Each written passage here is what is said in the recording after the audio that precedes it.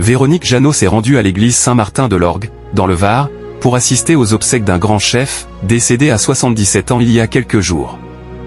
L'émotion était au rendez-vous pour cet ultime hommage qui lui a été rendu, c'est le visage marqué que Véronique Jeannot s'est rendue ce lundi 3 février 2025 aux obsèques du chef Clément Bruno, fondateur du mythique restaurant chez Bruno, qui avait été distingué d'une étoile par le guide Michelin, qui se tenait en l'église Saint-Martin de l'Orgue, dans le Var. Celle qui s'est fait arnaquer par un trader qui a pris des millions à plus de 70 victimes a notamment été aperçue en train de réconforter la femme du défunt.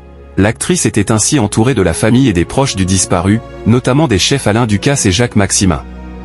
Rappelons que c'est ce dernier qui avait annoncé le décès de son ami, fin janvier, via un message qu'il avait posté sur son compte Instagram, et auquel il avait ajouté une photo sur laquelle il partage un moment de complicité avec lui. Putain de début d'année. Après Jean-Luc Petitrenaud, le célébrissime Clément Bruno de l'Orgue, ami et aimé de tous, vient de nous quitter. À son épouse, ses 2 fils et filles, nous présentons nos condoléances les plus sincères, avait-il écrit. Qu'est-il arrivé à Clément Bruno, décédé à 77 ans?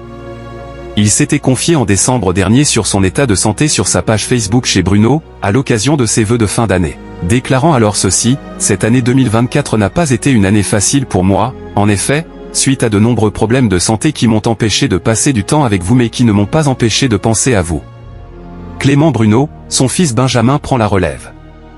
Il s'applique vraiment avec passion, il y met tout son cœur et il est fier de me montrer tous ces plats qu'il crée en pensant à vous.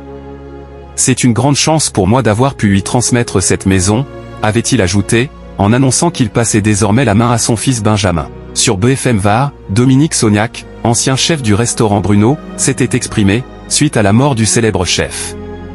Il était très aimant et attentionné, malgré sa taille, sa grandeur et son autorité. C'était quelqu'un de vraiment humain. C'est cela que je retiens, s'était-il notamment souvenu, avant de rappeler qu'il avait bâti sa renommée autour d'un produit noble, la truffe. Merci de nous avoir suivis. Si vous n'êtes pas encore abonné, veuillez vous abonner, aimer et activer la cloche de notification pour ne rien rater.